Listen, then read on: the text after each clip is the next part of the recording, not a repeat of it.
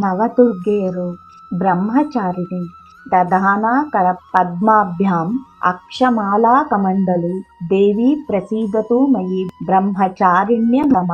ನವದುರ್ಗೆಯರಲ್ಲಿ ಎರಡನೆಯ ದಿನ ಬ್ರಹ್ಮಚಾರಿಣಿಯ ಅವತಾರವನ್ನು ಪೂಜಿಸಲಾಗುತ್ತದೆ.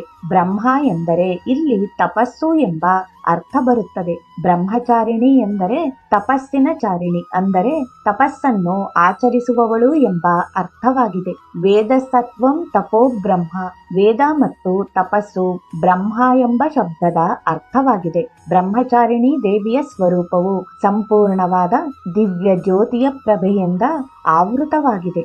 ಈ ತಾಯಿಯ ಬಲಗೈಯಲ್ಲಿ ಜಪಮಾಲೆ ಮತ್ತು ಎಡಗೈಯಲ್ಲಿ ಕಮಂಡಲವಿರುತ್ತದೆ. ಇವಳು ಹಿಮವಂತನಿಗೆ ಮಗಳಾಗಿ ಜನಿಸಿ ನಾರದರ ಉಪದೇಶ ಪಡೆದು ಶಿವನನ್ನು ಪತಿಯಾಗಿ ಪಡೆಯಲು ಕಠಿಣ ತಪಸ್ಸನ್ನು ಆಚರಿಸಿದಳು. ಇಂತಹ ಕಠಿಣ ತಪಸ್ಸನ್ನು ಆಚರಿಸಿದ ಕಾರಣ ಇವಳನ್ನು ತಪಶ್ಚಾರಿಣಿ ಅರ್ಥಾತ್ ಬ್ರಹ್ಮಚಾರಿಣಿ ಎಂದೂ ಕರೆಯುತ್ತಾರೆ. 1,000 ವರ್ಷ ಇವಳು ಕೇವಲ ಕಾಡಿನಲ್ಲಿ ಸಿಗುವ ಹಣ್ಣು ಕಂದಮೂಲಗಳನ್ನು ತಿಂದು ತಪಸ್ಸನ್ನು ಆಚರಿಸಿದಳು. ನಂತರ 100 ವರ್ಷ ಕೇವಲ ಎಲೆಗಳನ್ನು ಮಾತ್ರ ಸೇವಿಸುತ್ತಿದ್ದಳು.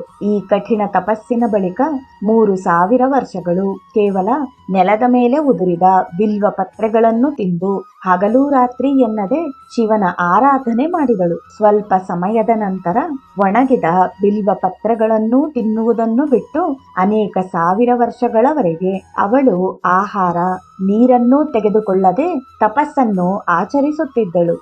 ಎಲೆ ಎಂದರೆ ಪರ್ಣ ಎಂಬ ಇನ್ನೊಂದು ಅರ್ಥವೂ ಇದೆ. ಪರ್ಣಗಳನ್ನು ತಿನ್ನುವುದನ್ನು ಬಿಟ್ಟ ಕಾರಣದಿಂದ ಅವಳನ್ನು ಅಪರ್ಣ ಎಂದು ಕರೆಯುತ್ತಾರೆ. ಅನೇಕ 1000 ವರ್ಷಗಳ ಈ ಕಠಿಣ ತಪಸ್ಸನ್ನು ಆಚರಿಸಿದ ಕಾರಣ ಬ್ರಹ್ಮಚಾರಿಣಿ ದೇವಿಯ ಶರೀರವು ತುಂಬಾ ಕ್ಷೀಣವಾಗಿ ಅತ್ಯಂತ ಕೃಶಕಾಯಳಾಗಿದ್ದಳು. ಈ ಸ್ಥಿತಿಯನ್ನು ಕಂಡ ಅವಳ ತಾಯಿ ಮೇನಕಾದೇವಿ ದುಃಖದಿಂದ ಮಗಳು ಆ ಕಠಿಣ ತಪಸ್ಸನ್ನು ಆಚರಿಸಿದಂತೆ ತಡೆಯಲು ಉಮಾ ಅಂದರೆ ಬೇಡ ನೋಡು ಎಂದು ಹೇಳಿದಳು. ಅಂದಿನಿಂದ ಬ್ರಹ್ಮಚಾರಿಣಿ ದೇವಿಯನ್ನು ಉಮಾ ಎಂದು ಕರೆಯಲಾಯಿತು.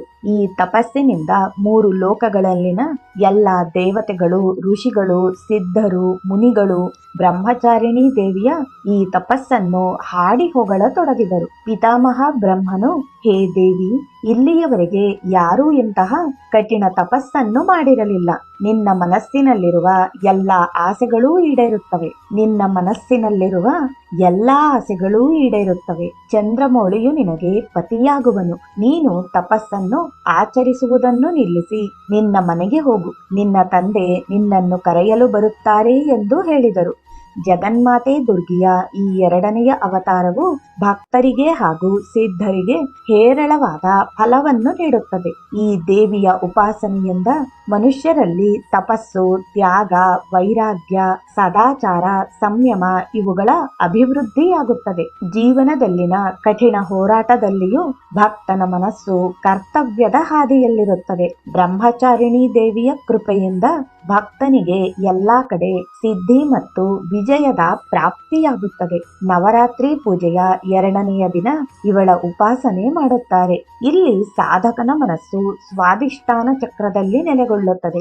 ಈ ಚಕ್ರದಲ್ಲಿ ನೆಲೆ ನಿಂತ ಯೋಗಿಯ ಮನಸ್ಸು ಅವಳ ಕೃಪೆ ಮತ್ತು ಭಕ್ತಿಯನ್ನು ಹೇರಳವಾಗಿ ಪಡೆದುಕೊಳ್ಳುತ್ತಾನೆ. ನಮ್ಮ ಜೀವನದ ಇಹಪರ ಏಳಿಗೆಗೆ, ಲೌಕಿಕ ಅಲೌಕಿಕ ಜೀವನದ ಉನ್ನತಿಗೆ ಪ್ರೇರಕಳು, ಪೋಷಕಳು ಆಗುವಂತೆ ಆ ಬ್ರಹ್ಮಚಾರಿಣಿ ದೇವಿಯ ಅನುಗ್ರಹವನ್ನು ಬೇಡೋಣ. ಇಲ್ಲಿಗೆ 2ನೆಯ ದಿನದ ಪಾರಾಯಣವು ಸಮಾಪ್ತಿಯಾಯಿತು. ಸರ್ವಸ್ವರೂಪೇ ಸರ್ವೇಶೇ ಸರ್ವಶಕ್ತಿ ಸಮನ್ವಿತೆ ಭಯಭ್ಯಸ್ತ್ರಾಹಿನೋ ದೇವಿ ದುರ್ಗಾದೇವಿ ನಮೋಸ್ತುತೆ.